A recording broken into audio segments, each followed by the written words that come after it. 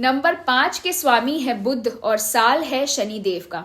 अब बुध जो हैं वो सबसे तेज गति से चलते हैं और वो एक चंचल ग्रह हैं, जबकि शनिदेव शनय शनय यानी सबसे धीमी गति से चलते हैं और वो स्थिरता को दर्शाते हैं। इस साल आपको धीरज और धैर्य से काम लेना होगा। अगर आप किसी कार्य में सफलता प्राप्त करना चाहते हैं या फिर कुछ पाना चाहते हैं तो आपको सब्र रखना होगा। शनिदेव आपके सब्र की परीक्षा लेंगे, क्योंकि शनिदेव आपको अपने लक्ष्य तक तभी पहुंचाते हैं जब आप अपने मार्ग पर दृढ़ निश्चय से डटे रहते हैं। इस साल आपको घूमने के कई मौके मिलेंगे, यानी इस साल आपका यात्राओं से भरा हुआ होगा। साथ ही अगर आप बेरोजगार हैं तो आपको नई नौकरी मिल सकती है, या फिर अगर आप नौकरी पेशा भी है और आपको जॉब की तलाश है तो आपको वो भी अवश्य मिलेगी। इस साल आप भी बुधदेव की तरह गतिमान रहेंगे, यहाँ से वहां, वहां से यहाँ होते रहेंगे।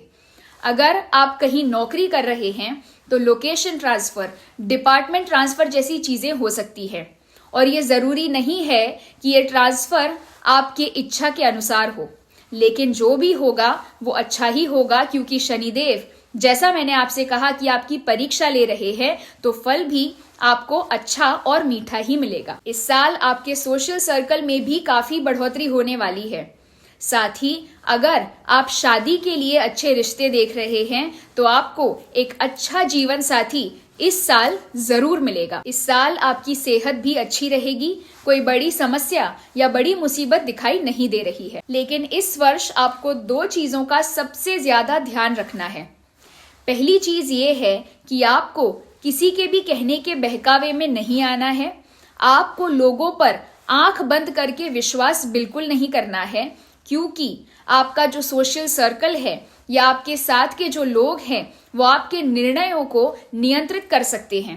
इसीलिए आपको अपनी बुद्धि का उपयोग करके ही सारे निर्णय लेने हैं। और दूसरी बात यह है कि आपको अपनी वाणी पर संयम रखना होगा।